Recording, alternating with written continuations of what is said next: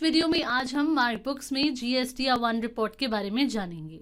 तो इसके लिए आप रिपोर्ट से स्टैट्यूटरी रिपोर्ट पर आएंगे और यहाँ से जीएसटी 1 पर क्लिक करेंगे तो इस तरह से जीएसटी 1 रिपोर्ट ओपन हो जाएगी। जीएसटी 1 में आपको जो सेल्स और सर्विसेज की गई हैं उनकी रिपोर्ट शो होती है। अब सबसे पहले आप राइट साइड से डेट पर क्लिक करके डेट सिलेक्ट कर लेंगे कि आप कब से कब तक की जीएसटी 1 रिपोर्ट देखना चाहते हैं और फिर ओके कर देंगे। अब जैसे आप देखेंगे यहाँ है B2B इनवॉइसेस। B2B का मतलब है बिजनेस टू बिजनेस, यानी कि अगर आप रजिस्टर्ड डीलर हैं और जिसे आप सेल कर रहे हैं वो भी रजिस्टर्ड डीलर है तो सारी लोकल और इंटरस्टेट ट्रांजैक्शन B2B में आएंगी। B2C large invoices and B2C small invoices. B2C का मतलब है बिजनेस टू कस्टमर्स। अगर आप कंज्यूमर को या उन रजिस्टर्ड पार्टी को किसी अदर स्टेट में सेल कर रहे हैं और अगर उसकी ट्रांजैक्शन वैल्यू 2.5 लाख से ऊपर है तो वो B2C लार्ज इनवॉइस में आएगा।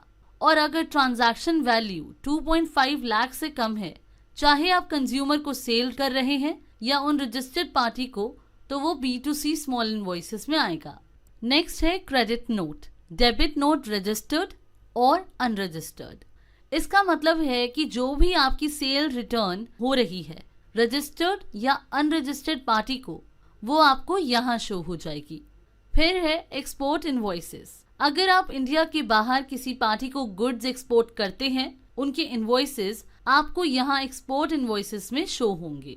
इसके बाद आप नील रेटेड सप्लाईज में जो 0% पर सेल इनवॉइस बने हैं उनकी समरी देख सकते हैं।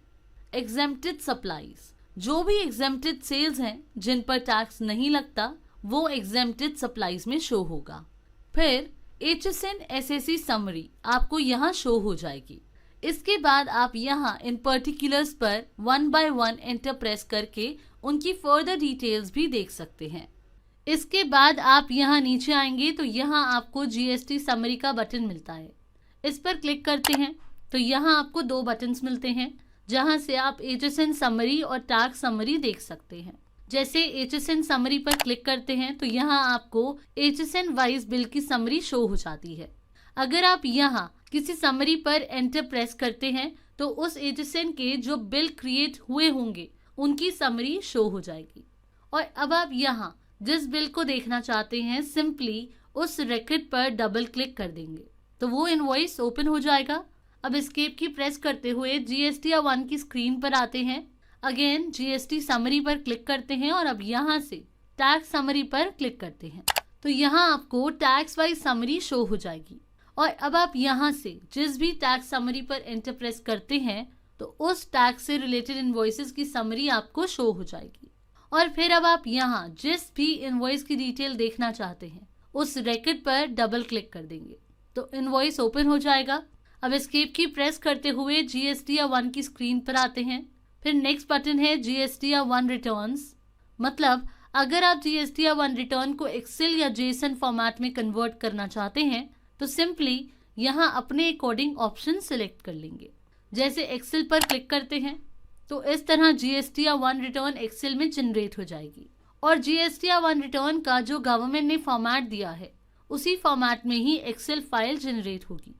इसके बाद नेक्स्ट है IFF means invoice furnishing facility और ये केवल उनके लिए है जो QRMP स्कीम लेंगे और जो QRMP स्कीम में अपनी इनवॉइस फर्निशिंग फैसिलिटी का यूज करके सामने वाले को ITC ट्रांसफर करना चाहते हैं।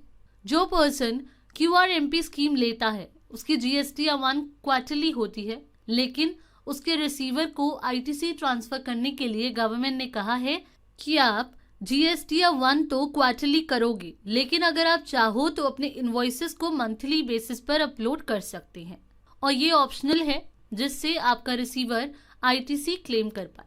तो अब IFF पर क्लिक करते हैं, देन रिटर्न टाइप सिलेक्ट करेंगे कि आप मंथली रिटर्न देखना चाहते हैं या क्वार्टरली। अगर यहाँ मंथली सिलेक्ट करते हैं तो वो मंथ सिलेक्ट करेंगे जिस मंथ की रिटर्न आप देखना चाहते हैं और अगर क्वार्टरली सिलेक्ट करते हैं तो क्वार्टर सिलेक्ट करेंगे। और फिर IFF को आप जिस फॉर्मेट में कन्वर्ट करना चाहते हैं लाइक एक्सेल या जेसन तो यहाँ अपने अकॉर्डिंग ऑप्शन सिलेक्ट कर लेंगे। जैसे एक्सेल पर क्लिक करते हैं तो इस तरह GSTR 1 IFF यानी इनवॉइस फर्निशिंग फैसिलिटी एक्सेल में जनरेट हो जाएगी। तो इस तरह दोस्तों आप मार्कबुक्स में GSTR 1 रिपोर्ट को एनालाइज कर सकते हैं। Thanks for watching.